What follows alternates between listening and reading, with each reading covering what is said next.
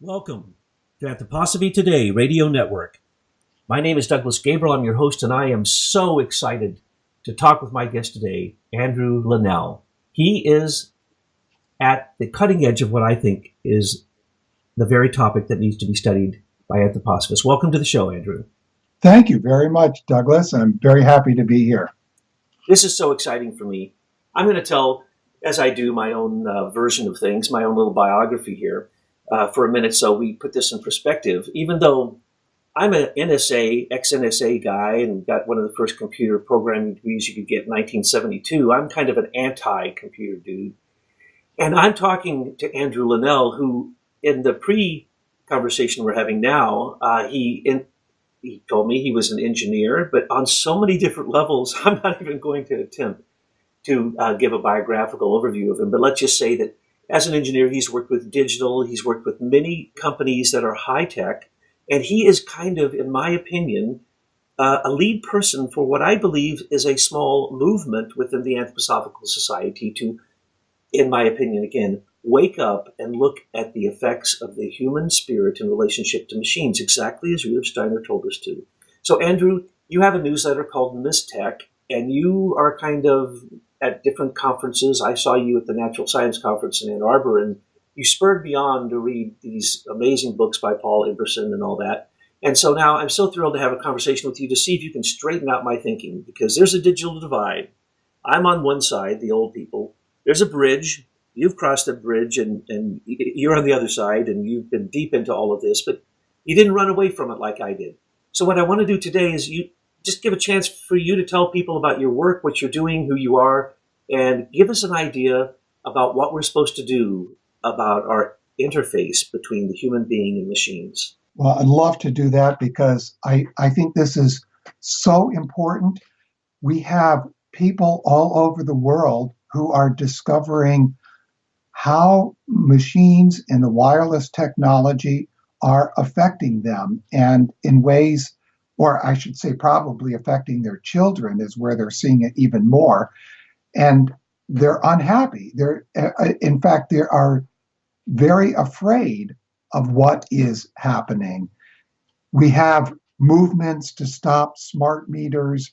We have movements that have published on the unhealthy effects coming from use of machines. And in fact, as you and I were laughing before, we're sitting here. People don't move like they used to. And I have found in my life to stay healthy is one thing for each one of us to do, but there's a bigger question for me, which is the healthiness of our mindset as this technology continues to work its way into the fabric of what we've called human life. Now, I worked for over 40 years in the computer field, and I was an inventor and at one point the CTO of a company. So I've been where these meetings are taking place, where decisions are made about the architecture of a coming product or how to market it, and what's important to the company, what sort of motivators do they have. I can go into those sort of things, but in our session today, what I think is going to be perhaps the most important was something that occurred to me back in the ominous year of 1998. I had already begun doing lectures on the scary part of technology, and in particular, something called nanotechnology. And I would go out and try to raise the level of fear about things. I used to even call them my Alfred Hitchcock lecture series. And I got so many compliments afterwards that I realized people enjoyed being, scared. That's why scary movies are popular. But in 98, I got this awakening that I really wasn't doing anything that was helpful by scaring the pants off of people. I really had to find a way where what is coming could be seen and confronted in a way that was healthy for human evolution, and not something that people cowered away from and hoped to just, like the Essenes, keep out of their lives. So how to do that? And it took me another 7 years before I was able to start talking again. And I sort of dedicated this work to helping people overcome this sense of fear about what's coming in the future. And of course, there's some wonderful verses that this guy Rudolf Steiner gave about facing that future. But there's several lectures that, for me, I had read before. And when I went back to them, I saw them with totally different eyes. And so that's kind of what's behind this idea of a formation of this organization called Mystech, which was just founded back in June. And it's really in its beginning. It's very nascent at this point. But the hope is that we can cultivate the soul and soil so that people can bring about the technologies that will come, but bring them about in a way that aids human evolution. What we consider aiding human evolution, however, is not what most people think. Most people are going to think, oh, if it's aiding human evolution, it means it's going to bring about more human welfare. In fact, the ability to not work, to be able to sit at home and watch movies all the time and be entertained in life as opposed to living life. If that is one's view, you're going to be in great shock as this technology comes about, because there are, as you know, beings involved with this technology. And it is the duty of these beings to work against the welfare, in this sense, of the comfort life of humanity. Now, this is, go ahead. I hear you hesitating. Our audience truly understands anthroposophy, or they wouldn't have stuck with us for these years. You can use any terms you want: Ahriman, Lucifer, Sorath, the asuras, and don't worry about the explanation. The explanation is on our site. So I can hear you holding back. Just tell us the whole story. And the deal is you are right there in the battlefield. I mean, you are not speaking from speculation. And this is the part that makes it so important for us to need to listen to you. So tell us about some of these beings. Well, some of them, we don't have names for them particularly, but a category, which are the spirits that control or have controlled birth and death. So Steiner just calls them the spirits of birth and death, and he says they are a kind of elemental being. Once a spirit is given, created and given its mission, it's the nature of that being to do that. The higher beings have used these beings because from where they are, they cannot enter into the physical realm. That is something that, you might just say it's forbidden by the beings that are even higher than them. So, and this has to do with the development of human freedom and so on. So at some point, the spiritual world had to withdraw and leave humanity's evolution to its own, perhaps, demise or whatever it would go.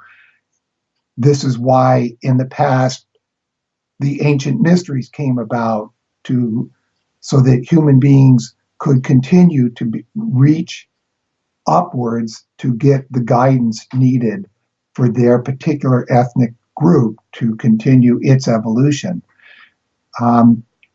Now, these beings of birth and death, these spirits of birth and death, are being released of that task.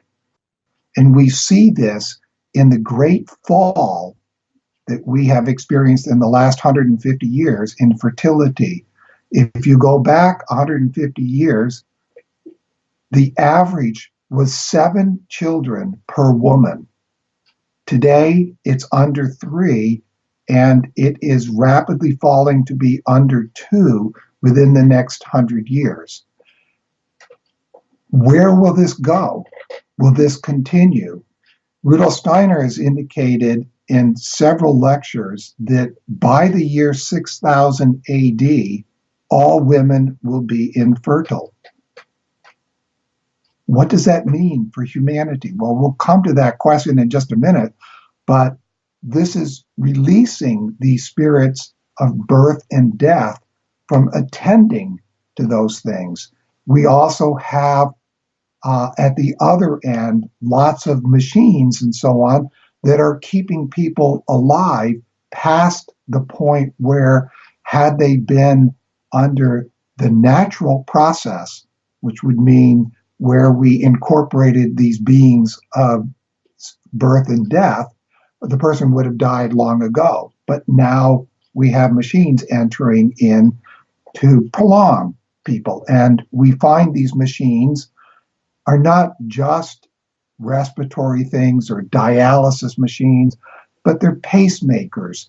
And we are also moving rapidly into prosthetic limbs, where if a person had once had access to that limb, we use what's called the phantom limb, and we can monitor the brain activity, which is nothing more at this point than blood going to certain parts of the brain when human will and thinking activity has impressed itself upon that part of the brain.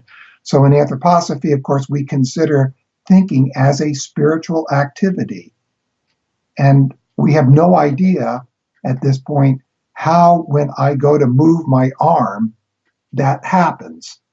But we can train a prosthetic limb to do what we wanted it to do, if we once had a limb, by putting on these skull caps or some sort of monitor that can look at where the blood flow is going in the brain.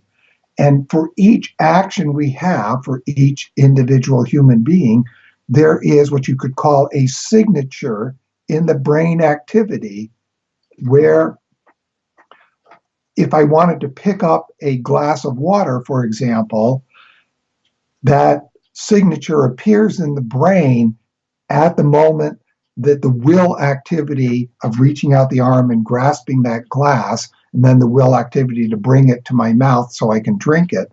We can then learn that sequence and then have a prosthetic limb do that activity. So we even have companies like Nissan today that are building cars, and as you all know, we have the coming age of driverless cars, where you can actually sit in the car and have the car follow what you as the driver are intending. Of course, you have to wear one of these skull caps and get the car trained, of course, ahead of time.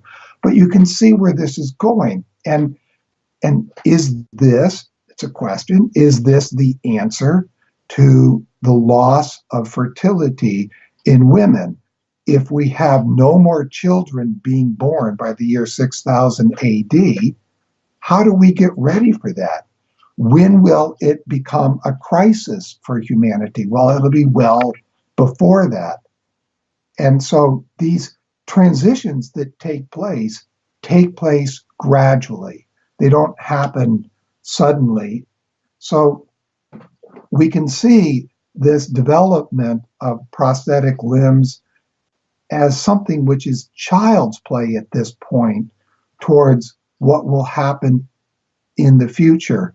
And we see it in our arts and in our movies, for example, and movies such as Avatar or Surrogates and some of these others, where we see in the movie a human being in their physical body that is falling apart and withering is back at some home location, and these robotic bodies that they incorporate into carry them through their daily life.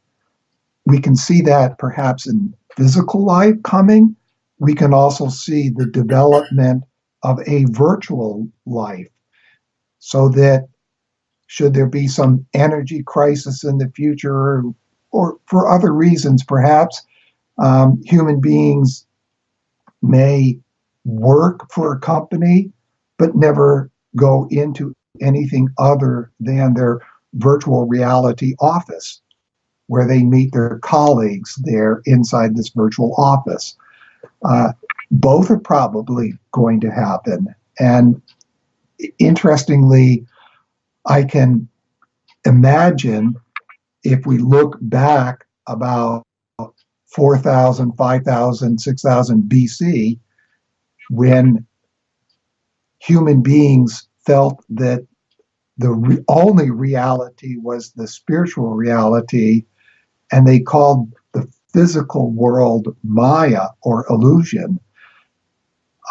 Would they ask their children in those days, no, you can't go out and play in Maya, that's going to damage you.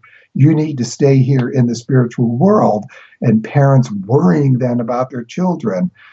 Is there something similar going on today? Do children have more capabilities than we do? Is there a right age for children to be exposed to such technologies? And for me, I'm just going to answer that. I think there is, but I'm sure you, Douglas, also. But I actually like something Bill Gates said here, where he said, I wouldn't give my kids a smartphone until they're 14. Exactly. You have the heads of Facebook saying it was created as a PSYOPs project, and they don't let their children go anywhere near it. You know, Right. when you were speaking, it's an amazing thing, because you gave a picture of birth and death, which I hadn't thought of before. In the East, Rudolf Steiner says, of course, eugenics occultism is created in our time, and that's the challenge. And you see in places like China where they say, no, you can have one child. And because of that, if another child was born, they'd just take them out and put them in the forest and they'd die. So you saw millions and millions of people just die because of a eugenics decision about birth. You could only have one child, and they'd want one sex or the other. And if they had other children, it meant death. And then you have in Europe, they're supposed to be working on hygienic occultism. Well, they're losing their population so much that they're, in some cases, welcoming what they call these migrants in to actually keep their population going in their countries in Europe. And then in America, and that's hygienic occultism. Then in America, Rudolf Steiner said, we, as a task, needed to understand, and there's many words for it, mechanical occultism, there's other names for it. But you're describing some amazing things in terms of the mechanics that can happen with these limbs being directed by the brain wirelessly. I saw a report that they now have used the sensors, the nerves in the nose, rerouted them to help people who were blind to see with the very nerves from the nose instead of from the eyes. So we're seeing this mechanical occultism literally into robot warriors and so on and so forth. But the point I'm making is, Rudolf Steiner said that in America we would have to develop a new cosmology, or a cosmology, a worldview which could help people overcome what would be this force of mechanization or mechanical occultism, or you could call it scientific materialism. Right. How do you feel about that?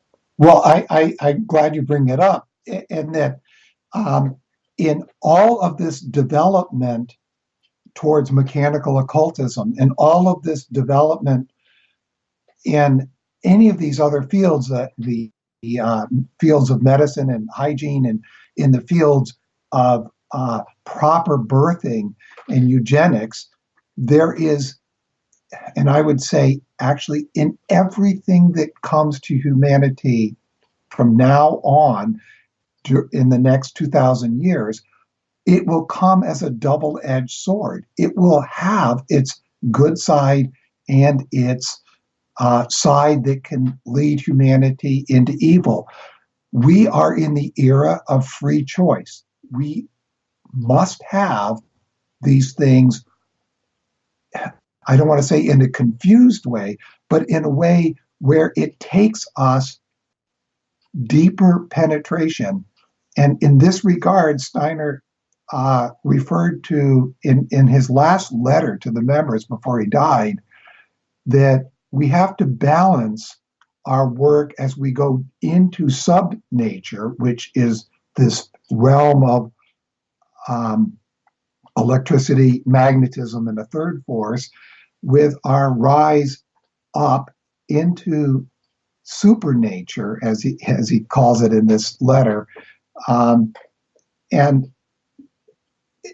throughout his work, he talks about what he calls a spiritual science, that it is the task of anthroposophy to bring about a change in the way people see reality.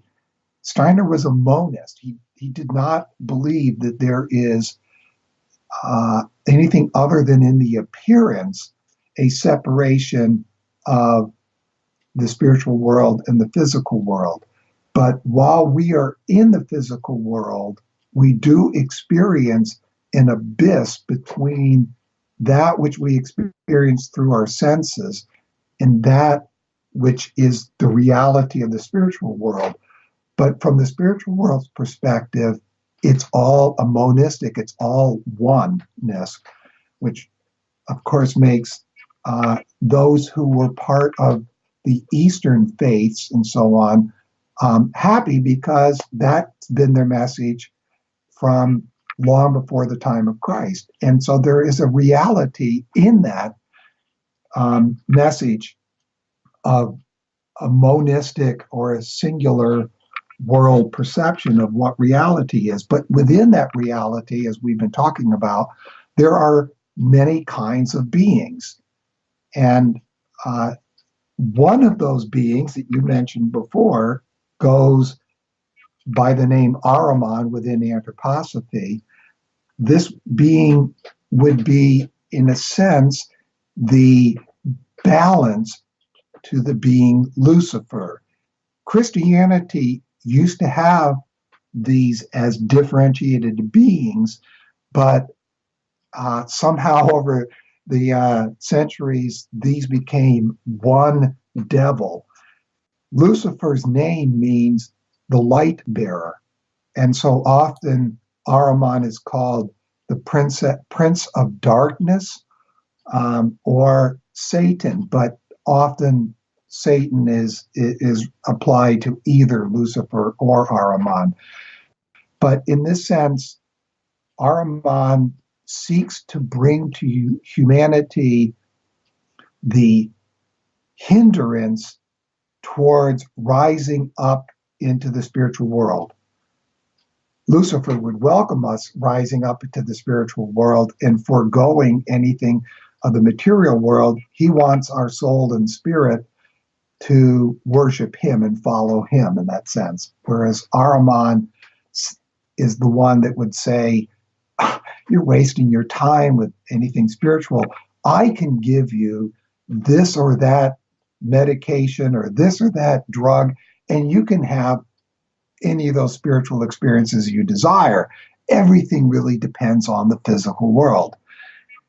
So Ahriman, to balance out an incarnation that Lucifer had, so Lucifer brought to us all of this wisdom that was part of what moved from the East to the West. All of this great wisdom of the East is due to what Lucifer brought to humanity.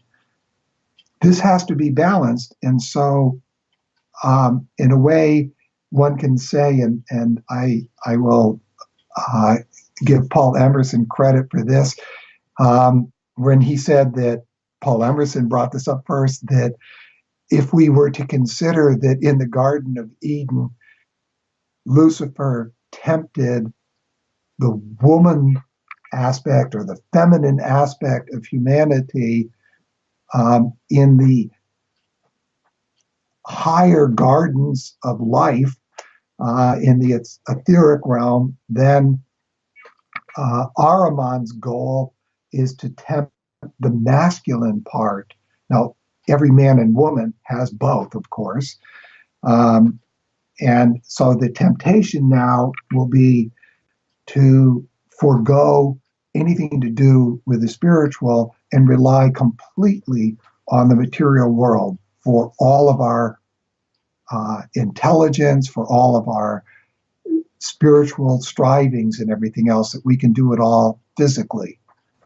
If I may underscore what you said. Yeah.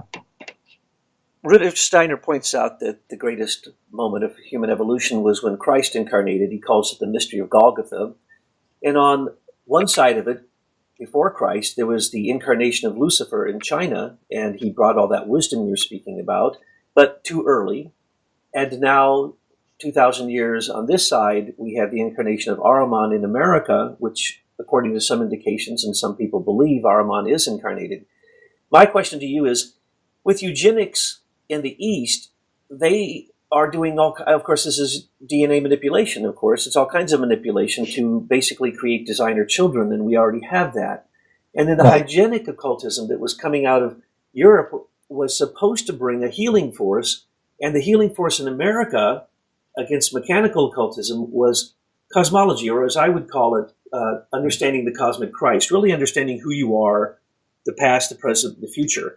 Having a cosmology, a worldview, would also then bring you in contact with, like, the leading spirit, the Archangel Michael. But Ahriman in the West, with the forces of death, as you pointed out, he is terrified of dying, kind of like Lucifer and the Chinese were. They wanted to live forever, so they spent all that time trying to use mercury and use ginseng and the pits of pears and everything imaginable, apricots, to create a substance that would give them eternal life on the earth.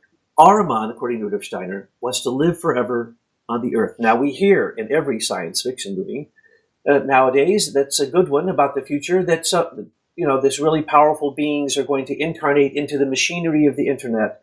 They're going to plug in chips into their brain and have network direct interconnections with machines. But we were told by Steiner we're supposed to use the example of John Worrell Keeley, working with resonant interaction with machines, with morality. And so, do you believe, because I know you've been accused of being a transhumanist, and you showed me earlier there are no chips planted in the back of your neck or anything, so I'm pretty sure you're not. So I think we're going to get the straight scoop on this. Is Ahriman going to incarnate in a machine, the internet or something like it in the future, and literally and live forever, or to try to, as you say, lure people into spiritual experiences with machines or drugs or whatever, when in fact, if they had a cosmology, they would know they live forever and that you reincarnate, and that would get away from the fear of Lucifer and Ahriman, who can't see Christ, because they don't know about reincarnation. They can't experience it. So is Rudolf Steiner's AnthropoSophia the antidote to this, and is Ahriman going to incarnate in machines? Well, the answer from my perspective is AnthropoSophia, or spiritual science, is the antidote. It is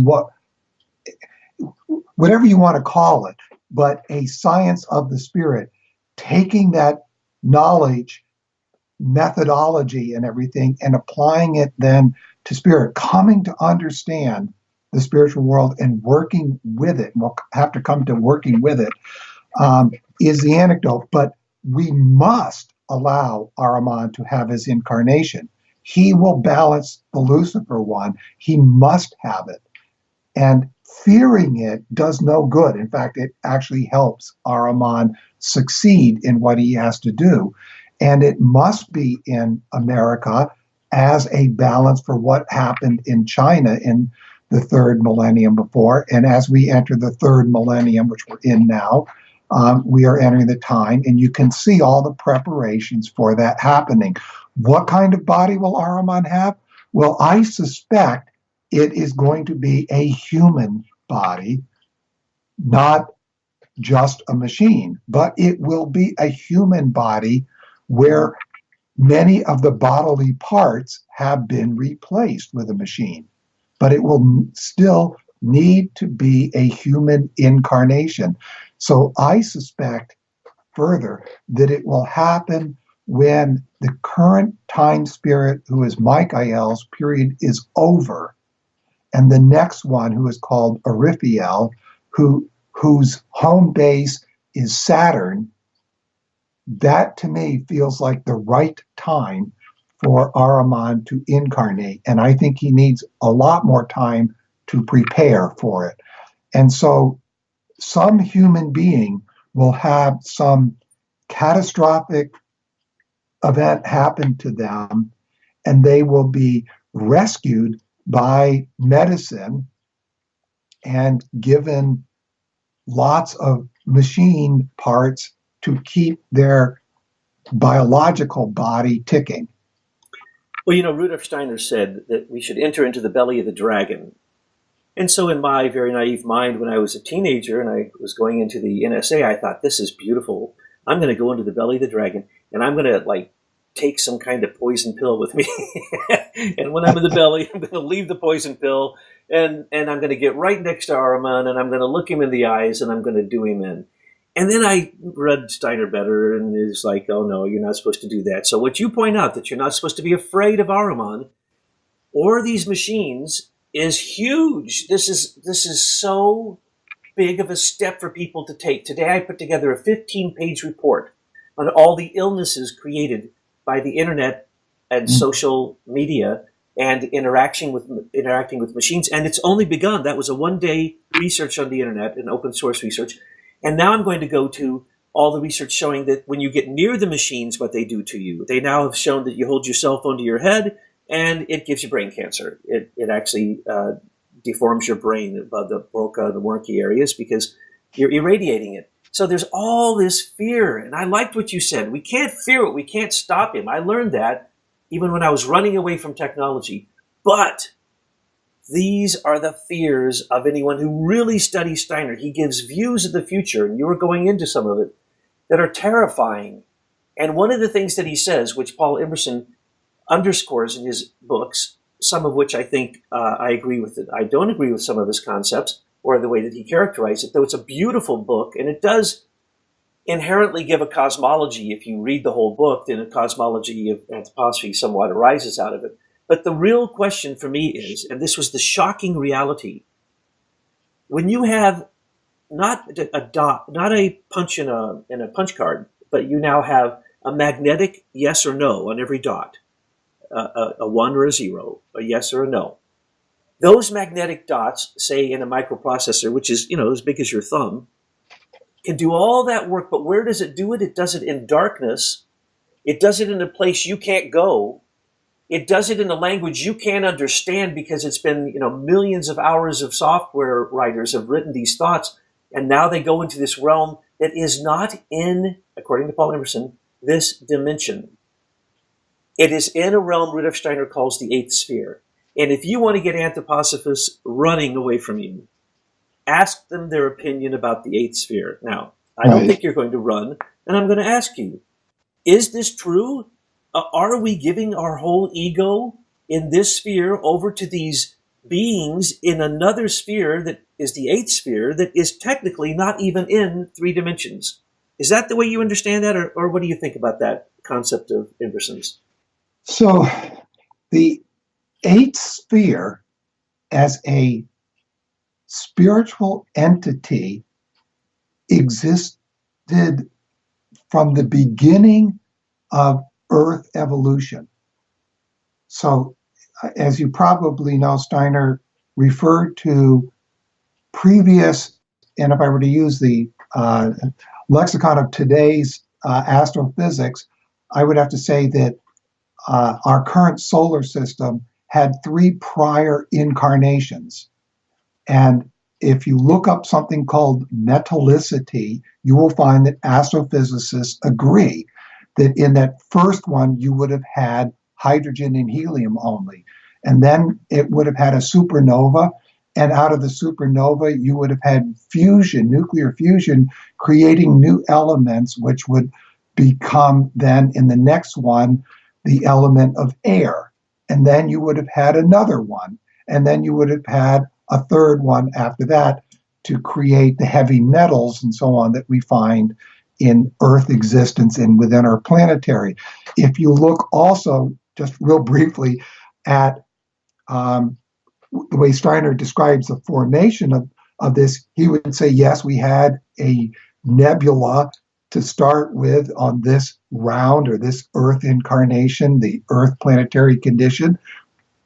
And that nebula would have been warmth in a sense. And then that begins to condense into, so it's recapitulating all these prior solar system incarnations, so that in this condensation, you get the spin-off of the gas planets. So Saturn first, and we talked about Saturn and Raphael heading up Saturn, and then and that would have been the completion of the recapitulation of old Saturn. And then for the next phase called old Sun, you would have Jupiter, and then something happened, and we have this asteroid belt. Steiner said between old Sun and old Moon, notice these follow the same days of the week, we had something called the war in heaven. And this is because the Godhead asked certain beings or directed certain beings to become beings of hindrance. You see, humans, for the stage we're at, would just become wimpy angels if we didn't have these hindrances.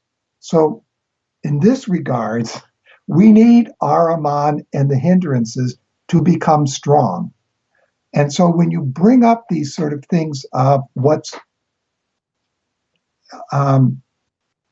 needed, there are both good ways to develop this mechanical occultism and ways that you could say are not good.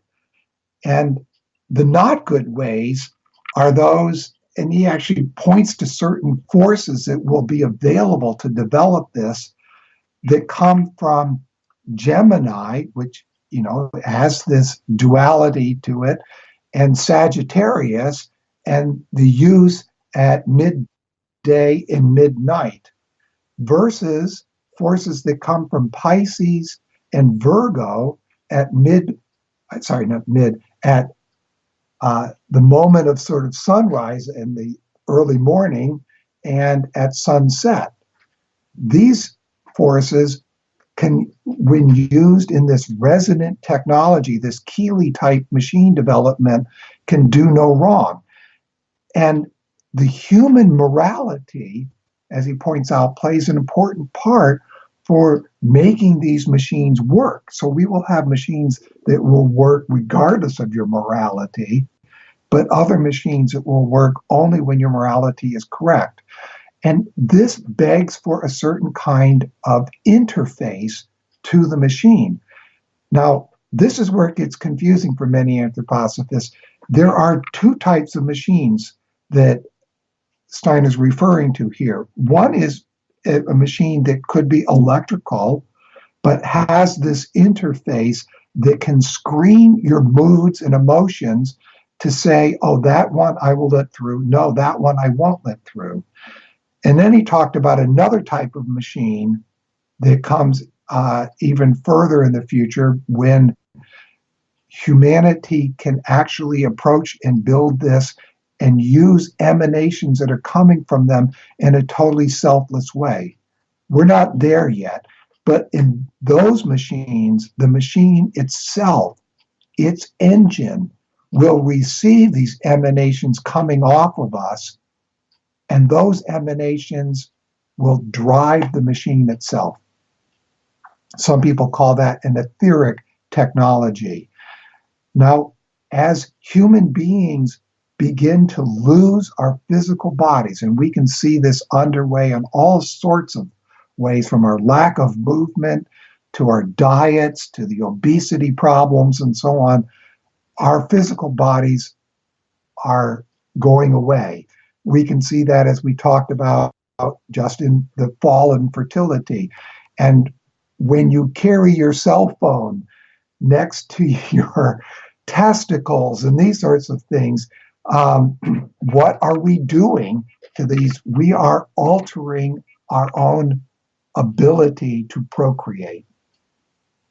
These things are not just benign. They are serious things, as you've mentioned. And I look forward, Douglas, to your research and book on the health effects of these things. Well, it won't be a nice approach like yours. It'll be shocking, no doubt, because I'm shocked by all of this. And what I love about what you're saying is your calmness, your clarity, your broad perspective, and the fact that you're not afraid. And you're not letting fear, doubt, and hatred, the forces that stop us from actually going across the threshold, to look at these things. And it's just beautiful, the work that you're doing. So now tell me, is there an eighth sphere? Yeah, I was coming to that, but I want to scare some anthroposophists so they come back later to hear our next show, which I hope will be another, that you'll be amenable to having another one and speaking even deeper about these topics. So I mentioned the concept existed, but the actual formation of that eighth sphere won't come about until a much farther time in the future. In the last episodes, before earthly evolution is done, we move on to the pralaya, this rest period that begins before we enter the time when humanity will no longer be on the human stage. We will be co-creators of the next planetary condition called Jupiter. And just as an aside for that, it's interesting to ask who will be human at that next stage, at that Jupiter stage. And Steiner gives an indication, but it's not fully clear. But the way I interpret it is that those beings who will be at the human stage on Jupiter are already amongst us as spiritual beings. They are pushed up from below, just as we came up from below to the angels. And Steiner says, at this previous planetary condition called Old Moon, we were a great nuisance to them in the second half of Old Moon. Just as that was the case then, we now, in the second half of Earth evolution, will be encountering these beings who will be on the human stage on Jupiter. And because they come from below, they have to pass through Ahriman's realm. And so they are decidedly Ahrimanic. This begs the question, are we children building, like children play with blocks, are we building those future bodies for those beings who will be human on Jupiter? The difference is where our bodies were created with enormous wisdom, those bodies in that world will be created with love. I was going to interrupt you and say that. I should know better. I haven't, in all the beautiful presentations I've seen that you've done, and you were the first anthroposophist I ever saw use a PowerPoint presentation. And when I saw that, I went, oh, my. The anthroposophical world is now moving forward. We're actually coming into the modern age. And so I've watched your videos, and I like your newsletter, and I like the direction you're going on this. And it sounded like you were amenable to have another discussion at a later point. I would love to discuss the battle in the etheric. This important issue that Rudolf Steiner said we need to grapple with. Nick Thomas, if you know that name, wrote a book on the battle for the etheric realm. Yes. And unfortunately, I don't think Nick is a great writer, so it's pretty hard for people, even anthroposophists, to get through that book. But the concept is something I think we need to all be aware of. And I know you've mentioned this to me, and in this show we've had a couple times. This is where the battle is. If humanity can win this etheric realm, then we will keep Ahriman in its realm and Lucifer in its realm. one above and one below in this picture of in 3 dimensions, or two. But this is where the battleground is, and where Ahriman from below is trying to come in, and Lucifer from above to try to come in and win over this etheric realm. This is why we have to find Christ in the etheric. This is why he's appearing there, because this is where the battleground is. Our machines are not alive today, but someday in the future, we will be able to, and this is way far in the future, we will be able to endow our creations with life. We will create new plant forms. But at that time, our lowest member of our entelechy and all will be just our etheric body. That's going to happen by the year 6000 AD, before post-Atlantean epochs or cultural ages are done. We will no longer have physical bodies. Andrew, I should say biological physical bodies. Oh yeah, we, watch the sci-fi movies. It's first it's the clones, then it's the cyborgs, then it's the robots. But we already got the robots happening pretty quickly. So as you say, it's not quite there. Apocalypse isn't upon us, but we do have a small vision, a small version of it happening now. What I want to do is thank you so much, because this is the battle. Rudolf Steiner says this is the battle we are supposed to be in, and I had not listened carefully enough to know that. And I want to thank you for your leadership in this entire movement to look at this battle in the etheric and to bring the type of Michaelic wisdom that you're bringing. You're a real inspiration, and you got me inspired, and I'm going to be talking with a bunch of other people on the radio show about this and seeing if we can't get the word out so that the discussions that you are engendering here can really go as far as Rudolf Steiner said they needed to go, which is to come up with the antidote for these things. And you've given us a few of them today. So, Andrew, thank you so much for being on the show. Thank you, too. I greatly enjoyed this. Douglas, I wish you well in all of those endeavors. So we'll do this again and go further. Thank you. Thank you, Andrew.